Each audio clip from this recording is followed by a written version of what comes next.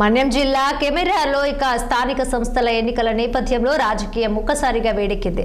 Congress party నియోజకవర్గ incharge Shyam Naik వ్యాఖ్యలతో party అంతర్గత విభేదాలపై బాంబు పేల్చారు. ఎమ్మెల్యే ఎన్నికల్లో తాను మాత్రమే కాదు, గణేష్ రాథోడ్, సరస్వతి, శేషరావులను కూడా బలిపశువులుగా చేశారని ఆయన ఆరోపించారు. మాజీ డీసీసీ అధ్యక్షుడిని నేరుగా ఉద్దేశించి శ్యామ్ నాయక్ చేసిన ఈ వ్యాఖ్యలు ప్రస్తుతం జిల్లాలో భారీ చర్చకు దారితీశాయి. పార్టీ కోసం పోరాడిన సీనియర్ నాయకులు, కార్యకర్తలకు నామినేట్ పదవులు ఇవ్వకుండా తనకు వత్తాసు పలికిన వ్యక్తులకు పదవులను కట్టబెట్టారని ఆరోపించారు. అలాగే తనపై ఉన్న కేసులు ఎత్తివేయించుకోవడానికి బీఆర్ఎస్ తో డీల్ చేసుకుని తాను ఎమ్మెల్యేగా గెలవకుండా కుట్ర చేసినట్టు కూడా శ్యామ్ నాయక్ సంచలన ఆరోపణలు చేశారు. అధిష్టానానికి వ్యతిరేకంగా పనిచేసేవారు పార్టీలో ఉండటం మంచిది కాదని ఆయన కఠినమైన సందేశం ఇచ్చారు.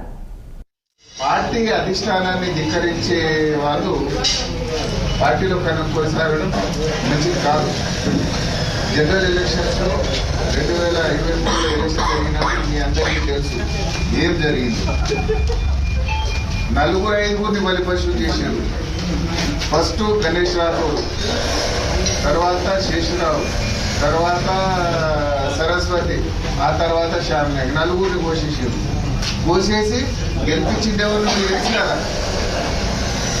వాళ్ళతో రూపాయికారి ఒప్పందం కుదుర్చుకొని తన మీద ఉన్న కేసు విడ్రా చేయించుకోవడానికి ఏడ ఒప్పందం చేసుకొని ప్రగతి భవన్లో పోయి పైసలు మాట్లాడుకొని మమ్మల్ని కూడా ఓటించారు. అయినా మేము ఓటుగా వహించాం. ఇది అధిష్టానం గ్రహిస్తుంది, రూలింగ్ పార్టీ మనదే, ప్రభుత్వాన్ని తెచ్చుకుంటుందని మేము ఓటుగా పెట్టినాం.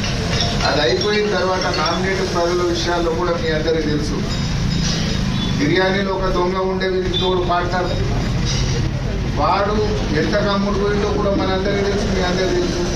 అందరు సీనియర్లు అయితే ఉన్నది. అమ్ముడు పోయిన భార్యకు మార్కెట్ కమిటీ చైర్మన్ అని పెట్టిండు.